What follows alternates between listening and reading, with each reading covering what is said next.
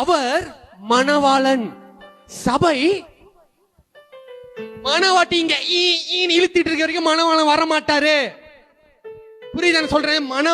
மணவாட்டி எல்லாத்திலும் பெர்ஃபெக்ட் இருக்கு. அதனாலதான் இப்ப கூட நம்ம சமுதாயத்துல பாருங்க, பொண்ணுக்கு சொல்லி வளர்க்குறாங்க, நீ கல்யாணம் பண்றதுக்கு முன்னுக்கு காடி வாங்கிரு, வீடு வாங்கிரு, பேங்க் பேலன்ஸ் 30,000 சேர்த்து வச்சிரு, பிசினஸ் பண்ணிரு, எல்லாத்தையும் ரெடி பண்ணிட்டு அப்புறம் கல்யாணம் பண்ணு.